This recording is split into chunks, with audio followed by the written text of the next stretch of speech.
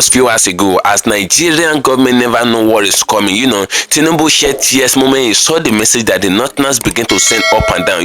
After the 10th day of the protest, they were thinking that everything will just go down like that, but come and see what the Northerners are cooking. Come and see what they're doing. The video leaked out on WhatsApp. They sent the WhatsApp message to Tinubu, and when he saw it, he couldn't hold back his tears. What the Northerners are sending up and down that they want to do, their next move is a big blow to Nigeria. It's very disastrous. Now a lot of Nigerian politicians, Wike, Asare Dokubo, and all, they are now running scatter because these Northern people, they are kind of people that do not have human sympathy. Whenever they want to do something, they do it to the fullest. Now Nigeria is in a very high jump now. What is coming from the north need to be stopped. Now like us to stay connected to the end of this video. If you can share this video, do well to share it. Share to the various social media platforms. Let it go viral. Just stay connected. I'm going to play you the video, and if you can share it, just like it as you're watching, like it, give it a thumb up so that it will be recommended for us. Just stay connected. I'm coming back again.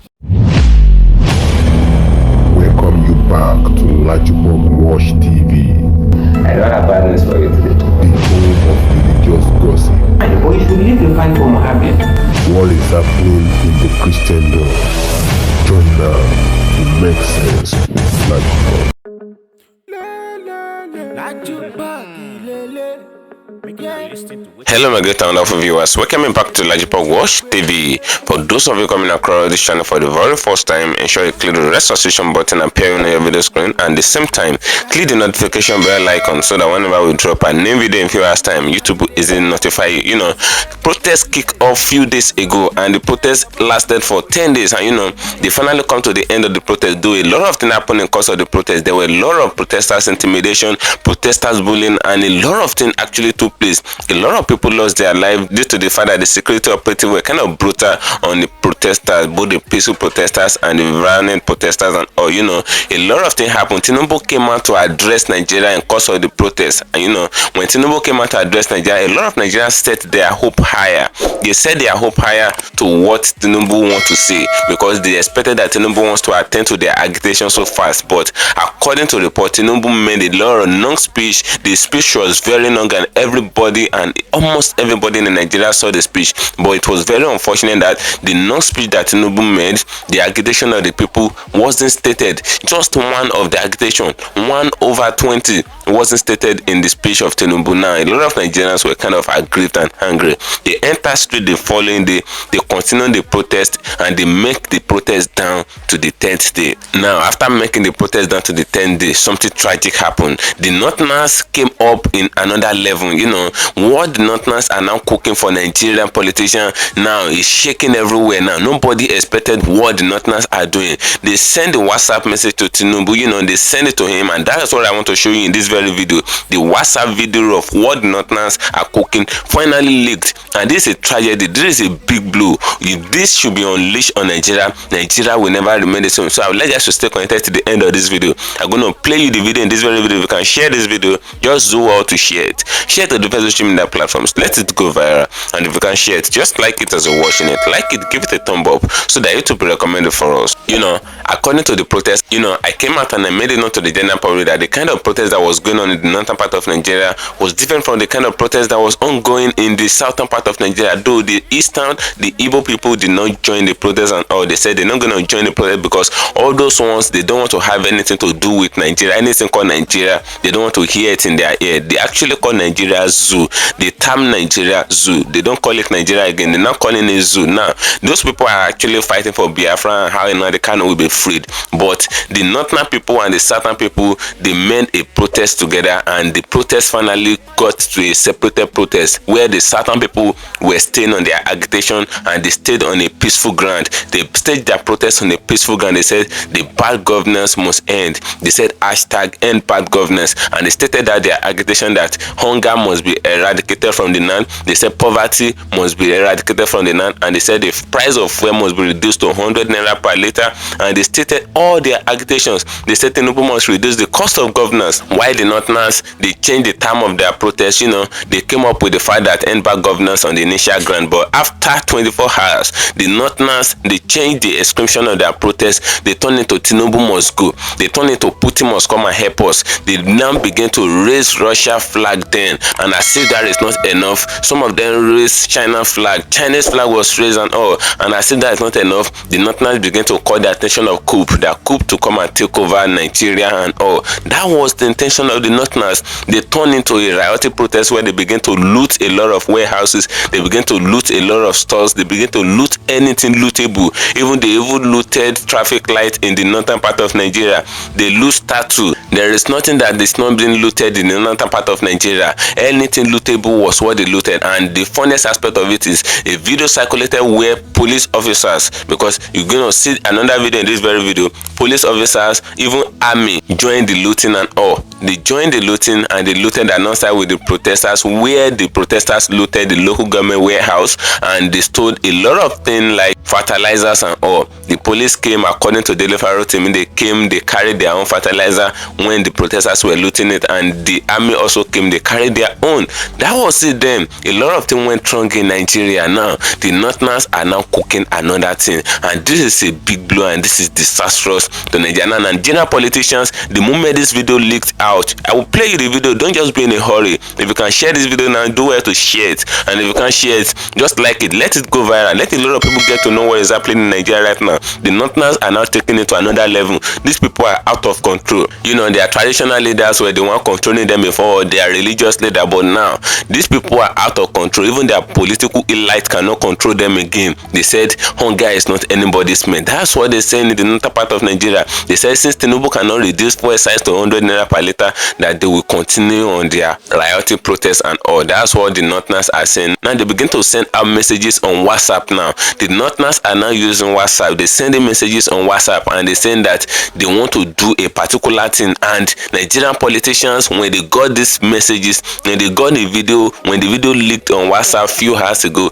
Nigerian politicians begin to run out of Nigeria, and some of them that are still in Nigeria begin to run scatter. They are no more saving their houses again, because whatever the Northerners say that they will do, they will surely do it. These people did not have human feeling and all. Now the Northerners are coming for them. When Tinubu saw the video, he shared yes in the early afternoon. So let's get to stay connected to the end of the video. If you can share it, just share it. Just stay connected as I play the video. Listen to what Daily Faro to me said in this video. Then as you listen to Daily Faro to me, the video will play in. It will show you the video himself. Just stay connected. Stay connected. Stay patiently. I'm coming back again.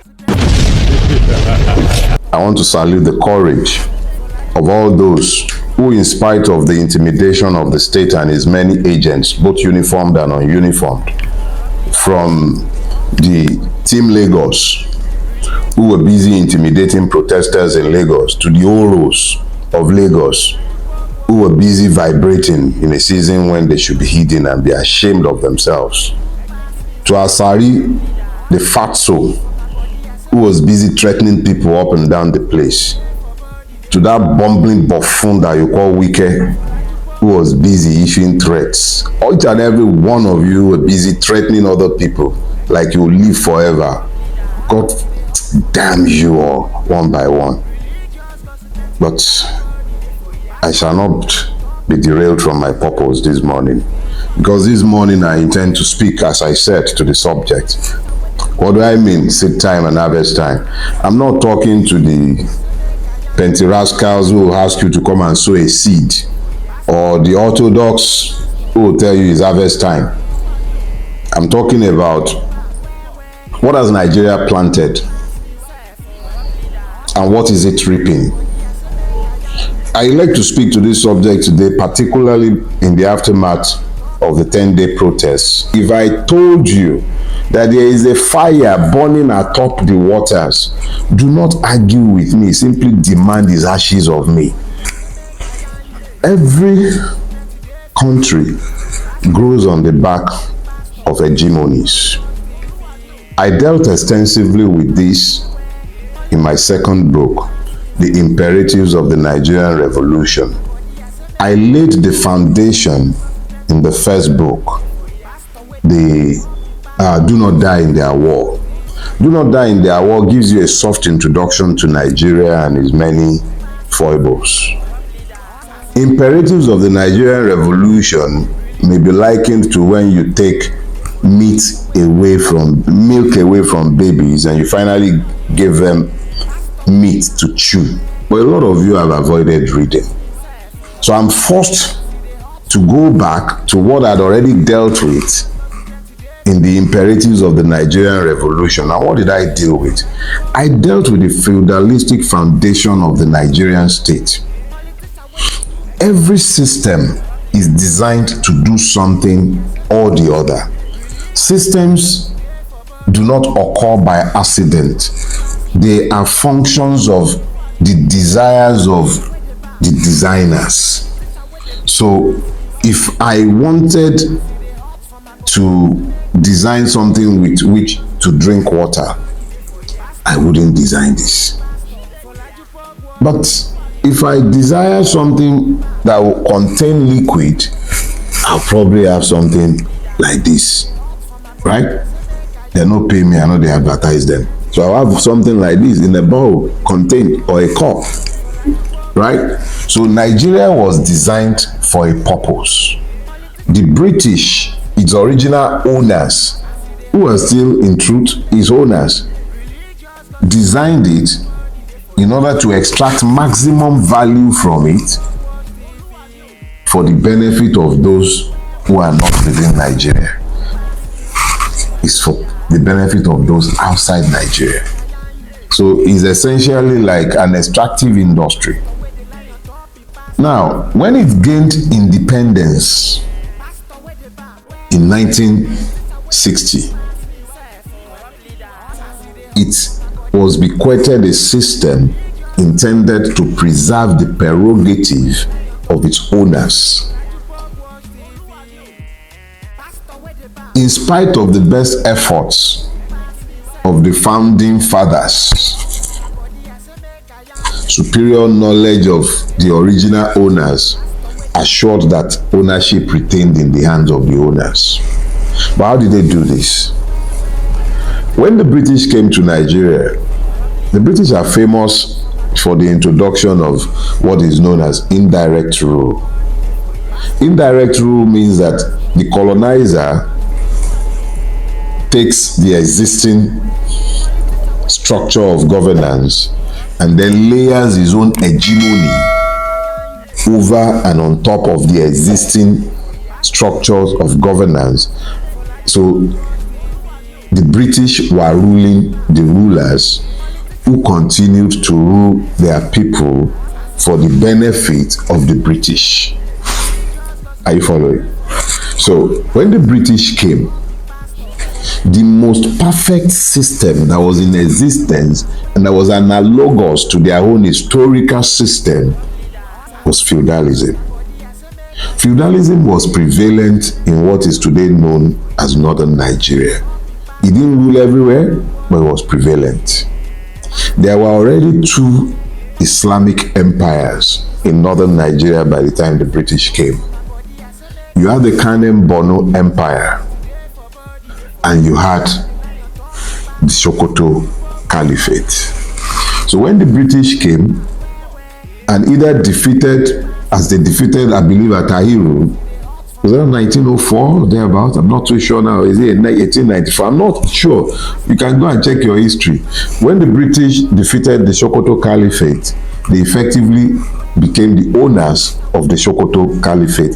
And the Sokoto Caliphate, with the Emirate systems, ruled on behalf of the British. That was the indirect rule in northern Nigeria.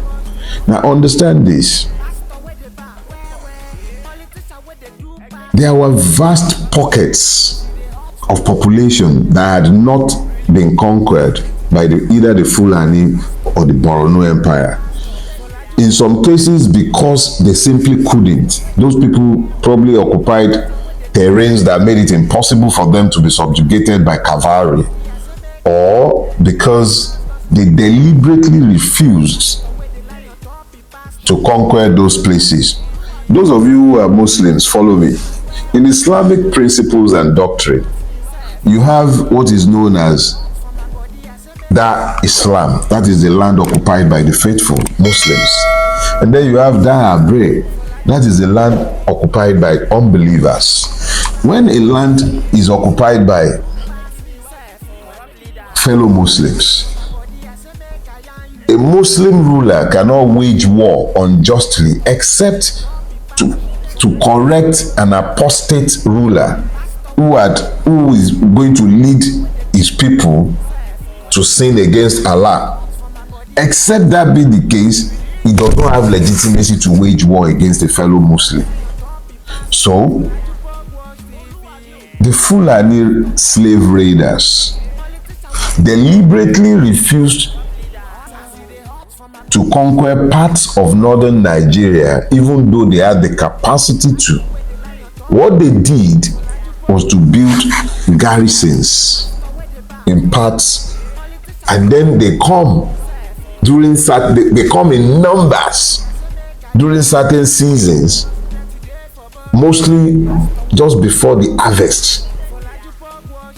They come in hordes from the Sahel with the cattle. It was time to feed cattle on things that had been planted by the farmers in the areas where they had determined that they were going to be raiding for slaves. Slaves were an essential article of trade in this trans-Saharan trade route. The trans-Saharan trade, particularly the slave trade, precedes the transatlantic slave trade by at least 200 years or more. Go and read your history.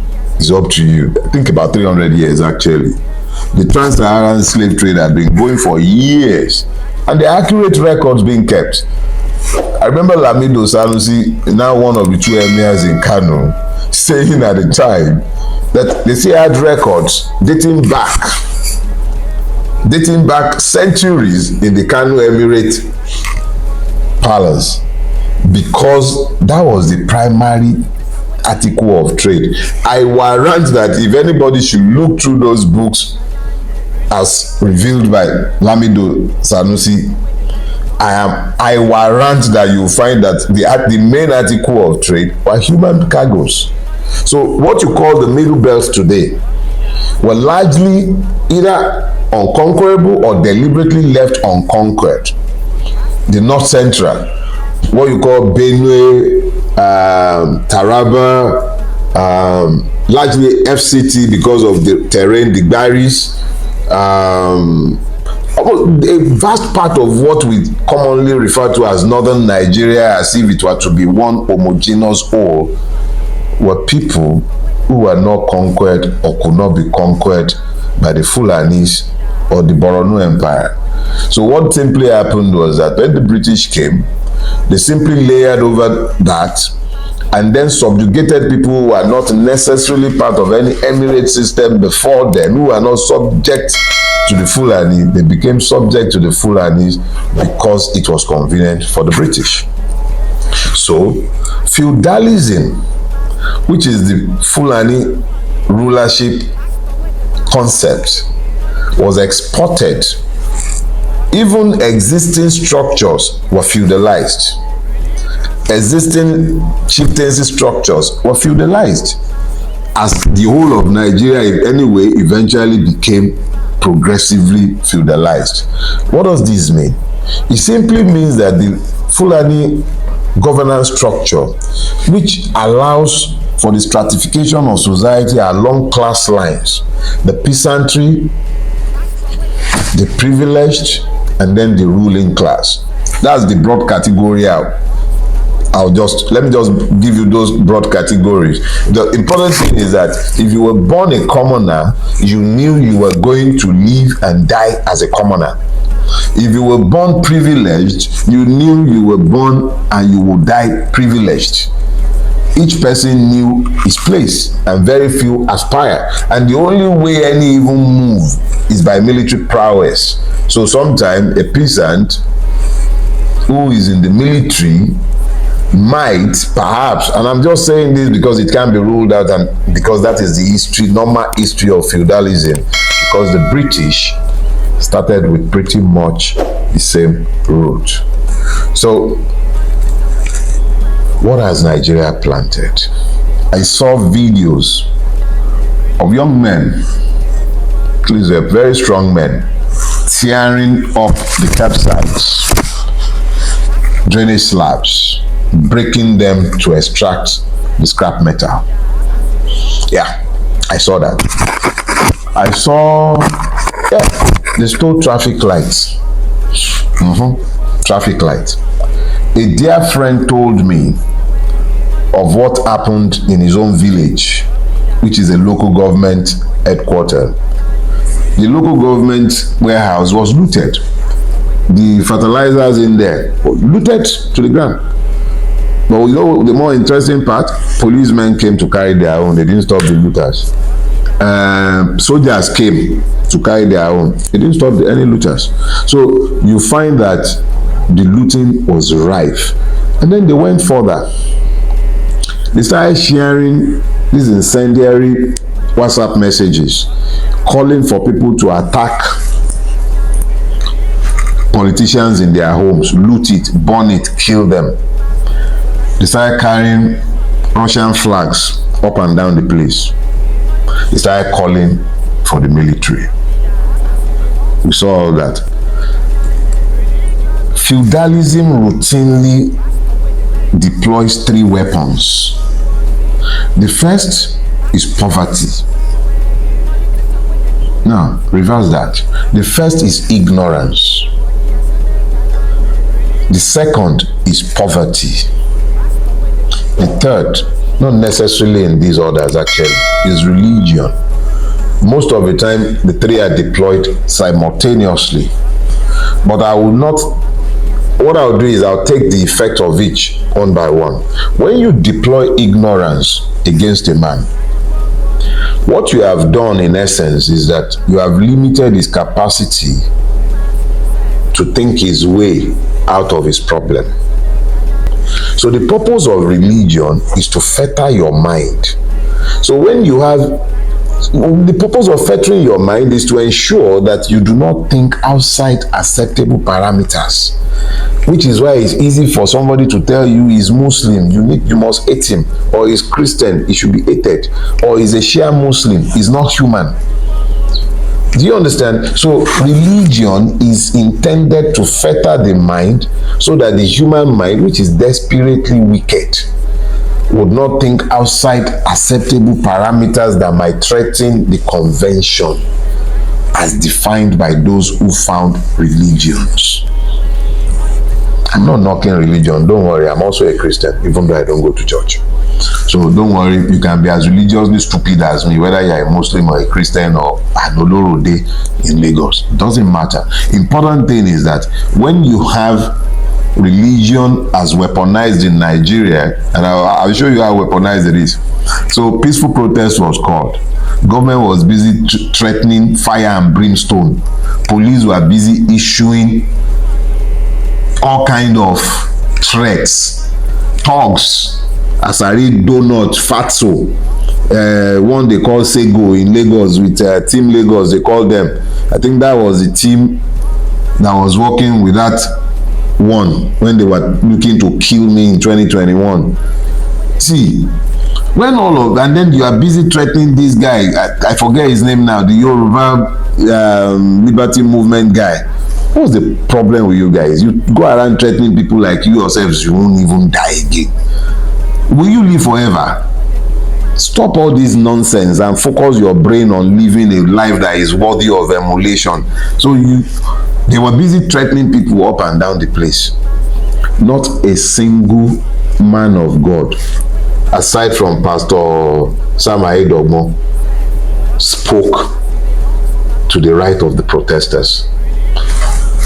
But right in the middle of the protest that the police had been threatening fire and brimstone,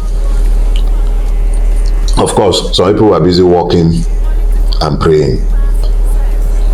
In every Nigerian home, no, exaggeration, let me just say this. Almost every second of the day, there is a Nigerian who is busy praying against bad governance in Nigeria. They pray to God every day against bad governance in Nigeria. Every mosque, almost every mosque, every church, everywhere they are praying in Nigeria. Everywhere you find a praying Nigeria, and there are a vast number of praying Nigerians. They're praying against bad governance. But not a single religious leader of prominence spoke to the right of those who wanted to peacefully protest against bad governance. It became impossible for any one of them to find a word to say in support of those who were calling for peaceful protests. When police began to kill people, brutalize people, when thugs began to come out to threaten people, not one of them had anything to say. But in the midst of that, they were walking and praying. Exactly what were you praying for? But religion has to dent, it has to play its part. Just like Muslim clerics were busy trying to demonize the protests before it broke out. They were busy on behalf of government trying to demobilize the people from protesting. Instead of looking to focus their attention on peaceful protest, instead of looking to take control of the crowd, instead of looking to speak truth to government, but of course, how could they? The Sokoto Sheikh has already informed us when they were all sat in what should be the holies of holy in the Nigerian state, the occupier of the stolen seat informed all of them. He purchased the seat, and the people who got paid were largely sat in the room, and they couldn't say a word. Thanks to that sheikh, at least we heard that one. So of course, how could anybody possibly talk? So religion played its part. Now, when you look to what was harvested,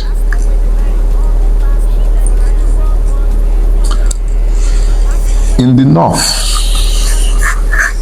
general destruction, no purpose, because there was no leadership. Every level of leadership that used to direct the deliberately created mob had lost credibility. The traditional system could no longer control them. The political class had lost control, and the clerics, because of their complicity in the current mess, also couldn't call the people to order. So, what was planted? I told you already. Ignorance, poverty, religious idiocy. What is being harvested? Destruction. So let's come to the West. What did we see? A determined crop of young people committed to non-violent protests, but who were violently repressed by the system. We saw that very clearly. We saw the thugs, we saw the police brutalizing protesters. In the north, it was protesters brutalizing police, and then police showing their usual self. Point I'm making is, across Nigeria, we are seeing the harvest. Oh, but the East is particularly interesting. Not a single consequential protest. Why? Nigeria planted indifference in the East. In the land of the Igbos, it planted neglect. It planted injustice. It planted inequities, as it has planted everywhere else. Don't get me wrong. But because they are the proving ground for each and every one of Nigeria's madnesses, what has happened is that Ndi Igbo turned his back and decided to sit down and look. Not that the Igbo man is not feeling the pains of Nigeria, but he knew that if he had joined, he would become the scapegoat. The president of Nigeria responded true to type in his address to the protesters, or shall I say in his diatribe to the nation, or to Nigeria. He spoke extensively without speaking. He did not address a single one of the demands.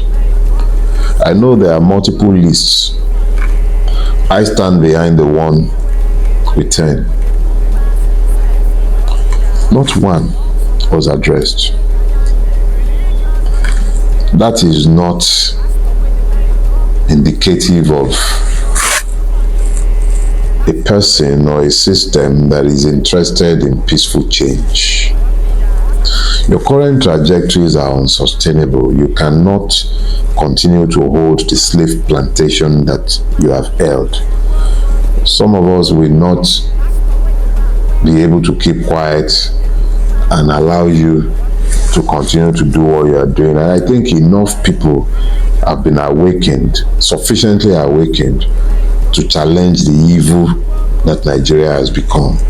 So what that means is that for as long as you are not listening to the people with an interest in changing things and turning our circumstances around, you're merely assuring that there will continue to be responses, not reactions, responses to your evil. The situation is that you will grind this country to a halt eventually. And that is bad for everybody. Thank you for staying connected, my great and wonderful viewers. You can hear what Daily Farotimi actually said in that very video.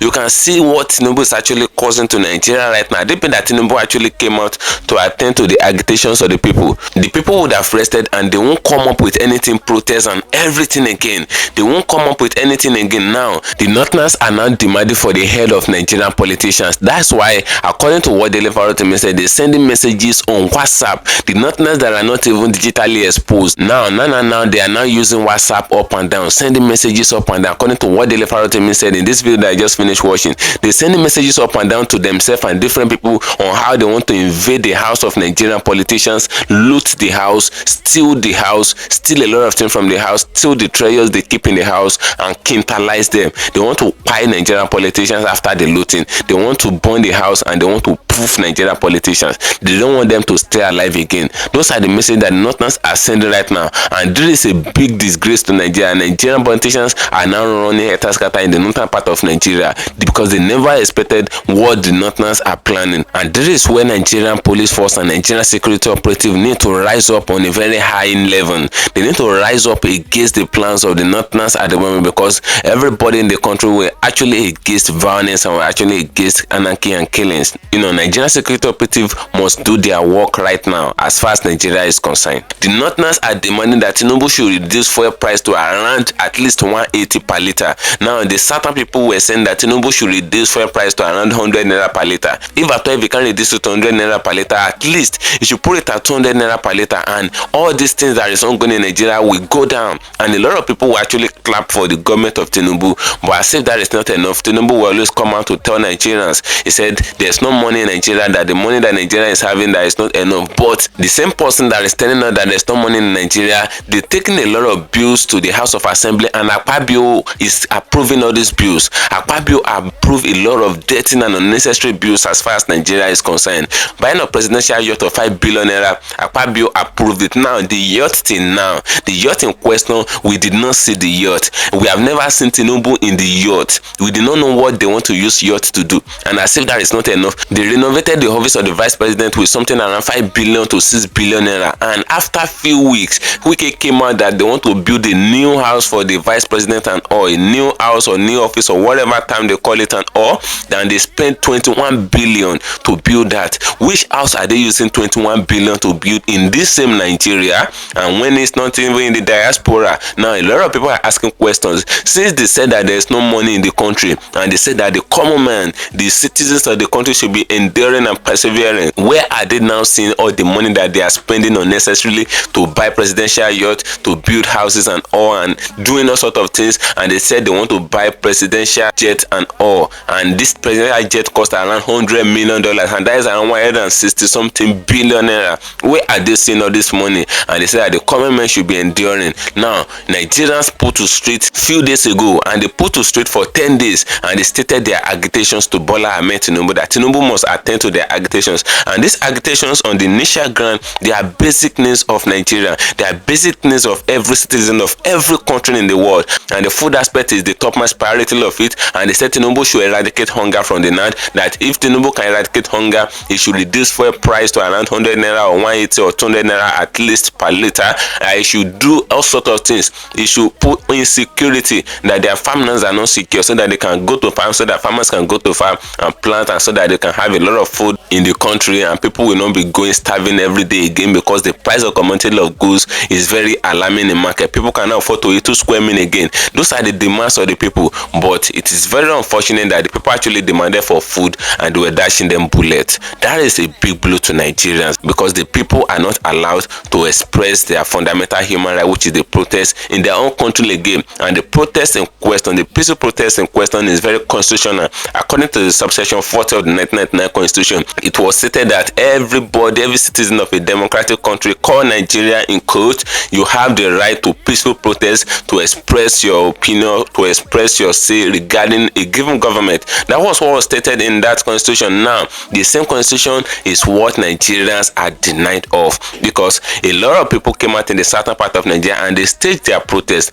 and they staged the protest in a peaceful way. Now, I told you the protest that took place in the southern part of Nigeria is different from the one that actually took place in the northern part of Nigeria. Now, let me tell you the difference. According to what Daily Pharaoh to me said, the southern part of Nigeria, they staged a peaceful protest. They followed the guidelines and the protocol of a peaceful protest, but it was very unfortunate that the government used security operative and thugs to bastardize them. They used all those two things, the security operative and the thugs works in hand. They works in hands together. Their works in cause of the protest were kind of interwoven and intertwined. That was what happened. Now, thugs will be hijacking different protests, even in the face of police. Police will be there. I show you the video in this very platform severally.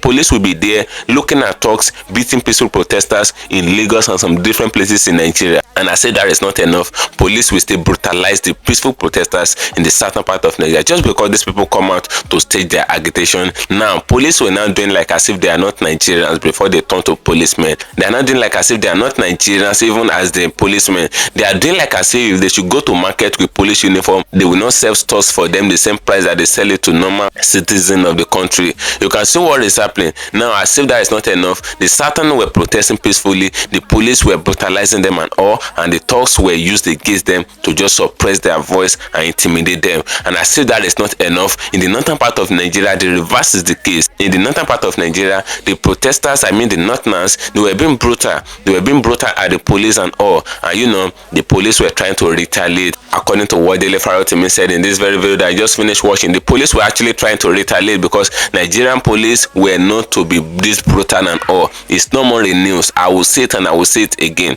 Nigerian police were not to be very brutal whenever they're running a political assignment and all. They've been very brutal because they want to please the politician or the government that actually sent them on the errand and all. That's what is happening now. The Northerners were actually brutal. The video surfaced online in different media platforms where we see Northerners brutalizing police and all, and they do all sort of things. But according to reports, the police actually killed a good number of the Northerners and all, and that is a big blow to Nigeria, that the people actually come out to protest and stage their agitations, but they dashed them a lot of bullets. And we saw a video of different looting going on in different places in Nigeria, and police joined them and army also joined the looting, according to what Daily Pharaoh to me said in this video. Now, the message that they're sending up and down on WhatsApp and all of that, the Northerners, according to what Daily Pharaoh to me stated in this very video, they'll be sending a lot of messages on different WhatsApp groups, on different things, and they'll be sending a lot of messages, I mean the Northerners, that they want to invade the house of politicians, and as if that is not enough, they want to loot their house, and as if that is not enough, they want to pie them, they want to quintalize them. That's what they want to do. That's what the Northerners are actually cooking. Now, the messages have been flying up and down on WhatsApp, according to what Daily Pharaoh to me said, and they have been sending it up and down. Now, the Northerners are now looking for a way to just quintalize and pie and poof Nigerian politicians, especially those ones that stays in the northern part of Nigeria. Now, Nigerian politicians are now running for their life in the northern part of Nigeria. What do you guys think regarding the most of the Northerners, according to what Daily Pharaoh to me stated in this very video? So I'm gonna let you get another channel for you. Ensure you drop your opinion in the comment section of this video. Feel free, say your mind, drop your opinion. So I'm gonna let you get another channel for you. Ensure you follow me on my social media handles on Facebook at LAJUPOG TV and Life Entertainment, and on Instagram at LAJUPOG. Guess what, guys? See you in my next video. Bye for now.